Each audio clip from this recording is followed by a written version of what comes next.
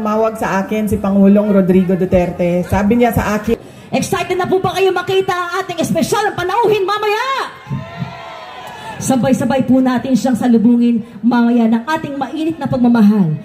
Panghuli na lamang po, si Mo Kauson po ay nagserbisyo sa nasyonal na gobyerno sa pamumuno po ng ating mahal na dating Pangulo na si Rodrigo Roa Duterte. Meron po ba nagmamahal dito kay Tatay Digong? Duterte! Nawa po ang isang katulad ko na si Mo Kauson, na kapwa po ninyo nagmamahal kay Tatay Digong, ay mabigyan nyo rin po ng pagkakataon na magserbisyo po dito sa ating distrito. Sa awa po ng Diyos, sa tamang pagkakataon at sa tulong po ninyo, inshallah, makapagserbisyo din po si Mo Kauson dito sa ating distrito. Maaari po bang magserbisyo po sa inyo si Mo Kauson dito po sa ating distrito? Sa pangunguna po yan nang magbabalik na si Yorme Isko Moreno Dumogoso kasama si Vice Mayor Chi Atienza.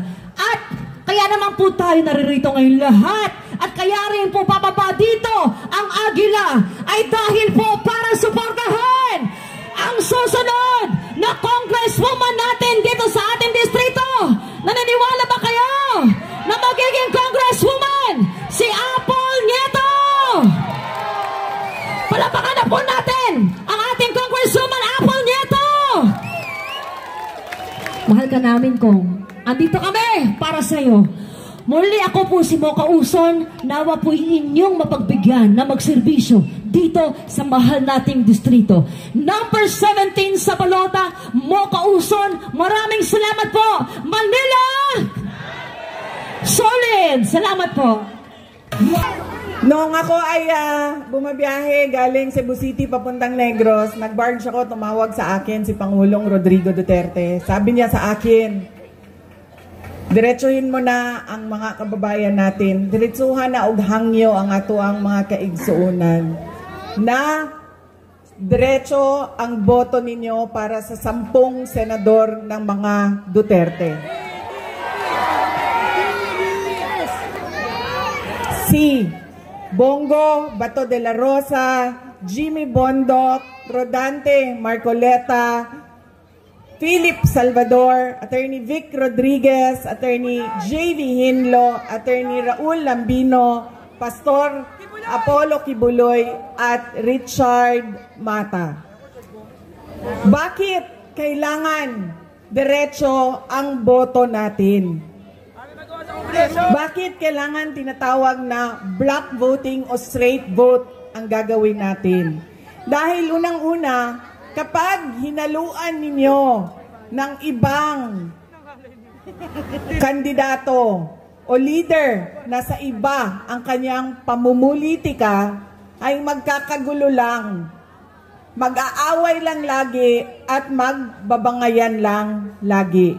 Pangalawa, kapag mataas ang boto at malayo ang agwat ng mga boto, ay mahirap siya habulin sa dayaan sa makina.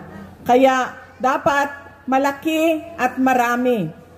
Katulad ng block voting ang kinakailangan. At pangatlo, kailangan nagkakaintindihan yung mga leader kung saan ba talaga papunta ang ating bayan.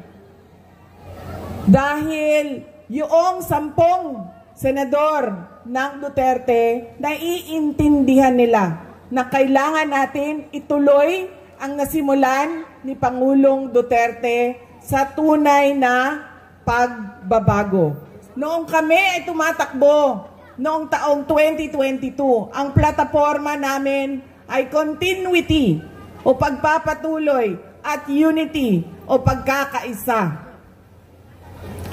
Hindi natin nakikita yon ngayon.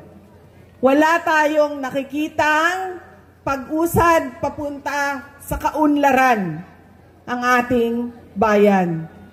Ang naririnig lang natin ay bagong Pilipinas pero wala namang nagbago sa ating bayan. Kundi, lalo pa tayong nagugutom. Ang daming mga pamilya nagutom.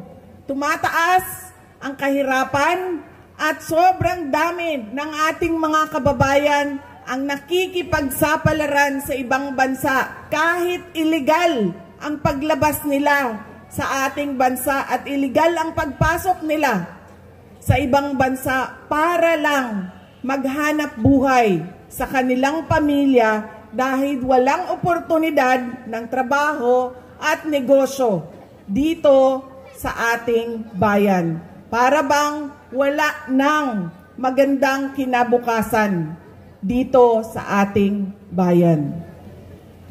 Kaya wala tayong nakikita na bagong Pilipinas dahil nagkamali. Pasaylo ako ninyo nga ako, bitaw ang hinungdan ato. Pero, human naman kong pangayog pasaylo. Nagkamali tayo ng pili dahil yung ugali nga natin sa pagboboto ay hindi natin binago. Kaya kailangan natin baguhin ang ating pagboto. Idiretso na natin ang 10 senador. Tulad din ng dito sa syudad ng Maynila.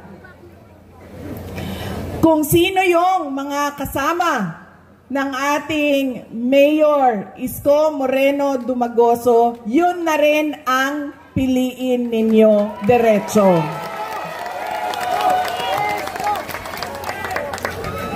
Dahil, tulad ng sinabi ko sa kanila, kung pipili kayo ng mayor dito, pipili kayo ng vice mayor sa kabila, pipili kayo ng 2 konsehal dito, 3 doon, o ilan bang, hati-hatiin ninyo ang boto, magkakagulo lang din ang inyong lokal na pamahalaan. Hindi makakagalaw ang mayor ninyo.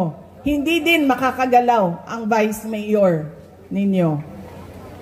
Kaya kung pumili na kayo, na ng kay Mayor Isko Moreno kayo, lahat ng kasama niya, kasama na ang ating Congresswoman Apple Nieto, ay iboto na ninyo.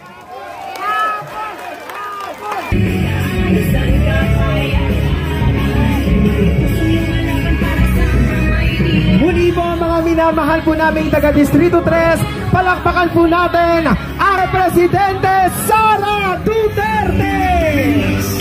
Duterte pa rin ang tunay na. Kayo din po ang ating minamahal na Yorme Isko Moreno Dumagoso!